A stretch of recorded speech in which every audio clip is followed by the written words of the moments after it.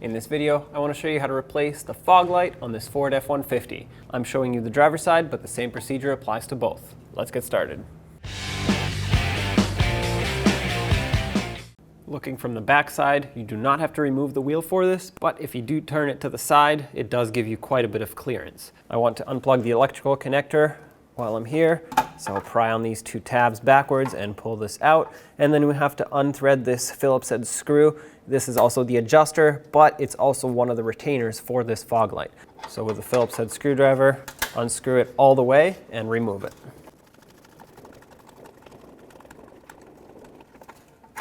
Take this out, remove the spring as well.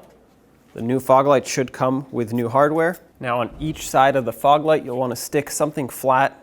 A screwdriver would be easiest. Push from the back side, reach underneath the bumper and push from the back side. As you pry two tabs out, I'll show you in a second what those tabs look like. Unfortunately, I can't until I get this out of here. There we go. Looks like the outer one first did the trick for me. Get the fog light through. These are the two pins that the fog light pivots on, and these are the tabs. You'll see the same one on both sides, and we want to pry these out like that. That's going to release the fog light. So here's the old one. Let's get the new one. Before installing the new one, like I said, it comes with new hardware. You have this plastic insert. This is where the screw will thread on, and you want to press it in through this hole where it mounts. Make sure you press it all the way through. There we go. It should snap into place. That's locked in now. So now you can take this fog light, flip it over, make sure that this hole is on the top. It's not actually a hole, it is covered, but this is where it vents, and then this little fin here needs to be on the bottom. Press it in, guide it from the back side if necessary. It should lock into place. It didn't.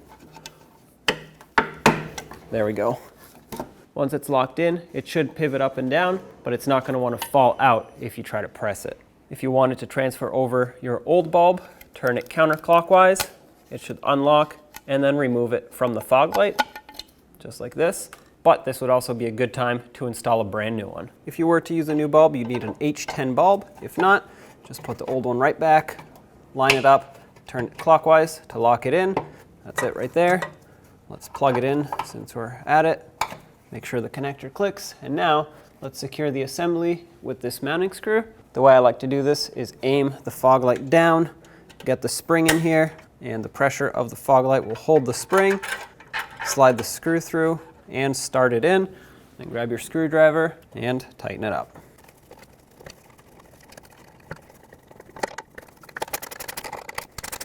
And now you'd want to just tighten it until you're happy with where the beam sits. For fog lights, you want the beam to shine somewhere in the middle of where the headlight beams shine. You don't want them too low and you don't want it too high. Now you can do the same to the other side.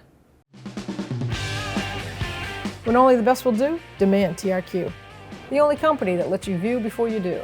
TRQ is committed to offering the highest quality aftermarket auto parts that are engineered for peace of mind. Thanks for using and viewing with TRQ.